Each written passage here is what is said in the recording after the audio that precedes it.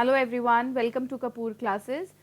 मेरा नाम है कृतिका और आज हम वोकैबुलरी के वो वर्ड्स पढ़ेंगे जो कि ट्रेंडिंग है। अगर आप न्यूज़पेपर खोलोगे या आप न्यूज़ सुनते भी हो, डे टू डे लाइफ में ये सारे वर्ड्स जो हैं बहुत ज़्यादा यूज़ हो रहे हैं, है ना। अगर आप सेलिब्रिटीज़ की स्पीच सुनते हो वहाँ पे वो भी ये सब वर्ड्स का यूज़ कर रहे हैं।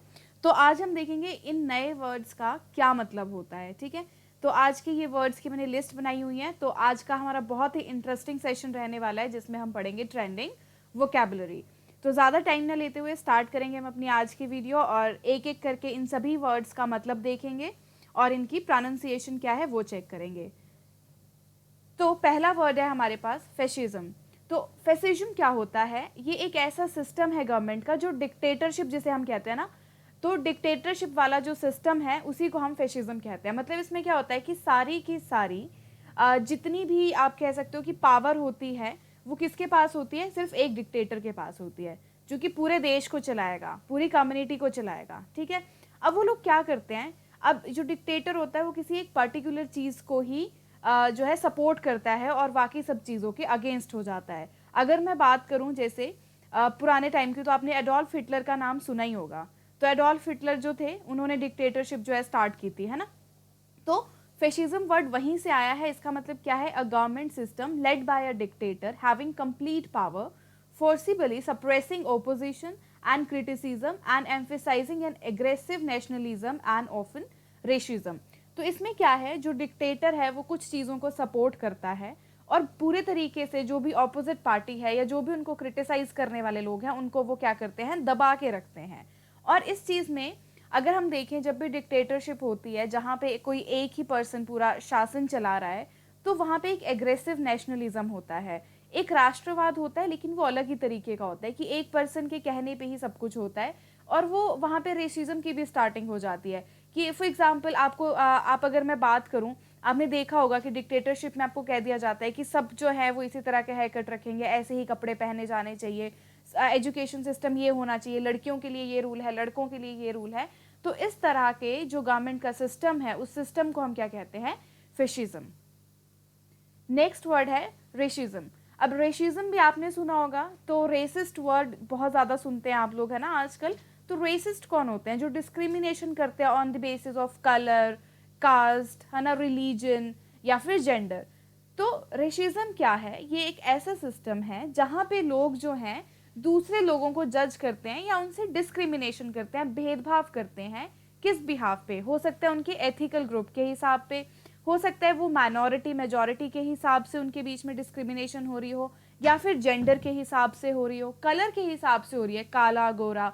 तो वो सब जहाँ पे ये सब चीज़ें फॉलो होती है उसे हम कहते हैं रेशिज्म। जहाँ पे डिस्क्रिमिनेशन हो रही है, अलग अलग रीजंस की वजह से हो सकती है वो डिस्क्रिमिनेशन, वो भेदभाव। काले गोरे का भेदभाव हो सकता है हिंदू मुसलमान का भेदभाव हो सकता है डिस्क्रिमिनेशन हो रही हो on the basis of minority, caste के बेसिस पे हो रहा हो। तो उस सब को हम क्या कहते हैं? रेशिज्म। नेक्स्ट है सेक्सिज्म। अब यहाँ क्या है, सेक्सिज्म में हमारे पास बेसिकली डिस्क्रिमिनेशन ही हो रही है, लेकिन ये डिस्क्रिमिनेशन है वुमेन के अगेंस्ट। तो यहाँ पे जेंडर के बेस पे डिस्क्रिमिनेशन हो रही है, जहाँ पे ये मान लिया जाता है कि एक पर्टिकुलर सेक्स के लोग जो हैं वो दूसरों से कम इंटेलिजेंट हैं और कम स्किलफुल हैं। तो वहाँ पे किसी एक पर्टिकुलर जेंडर के लोगों को जो है ज़्यादा प्रायोरिटी दी जाती है और माना जाता है कि वो सुपीरियर है, और जो दूसरे सेक्स के लोग हैं वो कैसे हैं? सुपीरियर नहीं है, वो उनमें स्किल्स नहीं है, वो कम इंटेलिजेंट है, वो ये काम नहीं कर सकते, ऐसा उनको डिस्क्रिमिनेट कर दिया जाता है on the basis of their gender.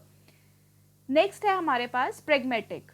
Pragmatic का मतलब क्या होता है? प्रेगमेटिक हम उस पर्सन को कहते हैं, या प्रेगमेटिक एक अप्रोच हो सकती है जहाँ पे आप प्रैक्टिकल होके सोचते हैं किसी भी चीज़ को, सिर्फ थ्योरी पे बात नहीं करते। For example a pragmatic approach to politics. तो प्रेगमेटिक क्या हो गया? प्रैक्टिकल अप्रोच, ना कि सिर्फ थ्योरी बोली और ऐसा सोचा कि ऐसा होता है, ये होता है, कोई लॉजिक नहीं, सिर्फ एक थ्योरी के बिहाफ पे कोई डिसीजन नहीं लेते हैं। तो प्रेगमेटिक हो गया प्रैक्टिकल अप्रोच के साथ कुछ करना। नेक्स्ट है हमारे पास सोशलिज्म। तो सोशलिज्म में क्या होता है? It is a political and economic theory of social organisation which advocates that the mean of production, distribution and exchange should be owned by the community as a whole, not by the competition or who serves the state and how much। तो socialism में जो है हर एक person को अपना मतलब वो हक है कि वो चुन सकता है काम करना, चीज़ों को बेचना ऑन अ कम्युनिटी बेसिस। ऐसा नहीं होगा कि कोई कंपटीशन होगा कि कौन स्टेट को ज़्यादा सर्व कर रहा है, सबके लिए जो है इक्वल अपॉर्चुनिटी वाला हिसाब हो जाता है। नेक्स्ट है फेमिनिज्म। आपने सुना होगा कि वो फेमिनिस्ट है, या आपसे लोग पूछते होंगे क्या आप फेमिनिस्ट हो, तो फेमिनिज्म का मतलब क्या होता है? फेमिनिज्म का मतलब है it is a notion that main and women should have equal rights. तो यहाँ ये फेमिनिज्म हमें क्या बताता है कि औरतों और आदमियों को बराबर अधिकार मिलने चाहिए। ठीक है, ऐसा नहीं होना चाहिए कि जेंडर के हिसाब से आप डिस्क्रिमिनेट करो कि लड़कियों को ये राइट्स मिलने चाहिए, लड़कों को ये राइट्स नहीं मिलने चाहिए, ऐसा नहीं होना चाहिए। सो इक्वल चांस मिलना चाहिए, कोई भी अपॉर्चुनिटी है उसमें इक्वल चांस मिलना चाहिए दोनों को काम करने का। आप किसी को भी, मतलब इसमें हम ये नहीं कह सकते कि आप लड़कियों के फेवर में हो। फेमिनिज्म का मतलब है कि आप फेवर में हो इक्वल राइट्स के दोनों के, जिसको जो करना है वो करे। अगर कोई अपॉर्चुनिटी है तो वो अगर लड़कों को मिलती है तो लड़कियों को भी वो बराबर का मौका मिलना चाहिए, राइट। नेक्स्ट है ऑलबिएट। ऑलबिएट का मतलब क्या होता है? दो, ऑल दो, अगर हिंदी में बोले यद्यपि, है ना, ऑल दो ऐसा हो गया तो उसके लिए इसे हम यूज कर सकते हैं। नेक्स्ट है हमारे पास हिपोक्रेट्स।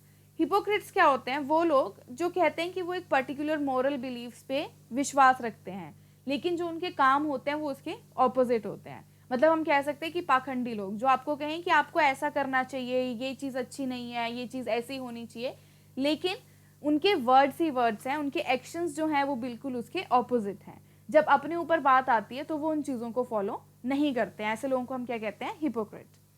तो इसी के साथ हमारे ये जो ट्रेंडिंग वर्ड्स थे ये कंप्लीट हुए। इसके बाद मैं कुछ और भी वोकैबुलरी के वर्ड्स लेके आऊँगी आपके लिए, जिसमें हम बॉलीवुड से रिलेटेड जो है वोकैब के वर्ड्स देखेंगे।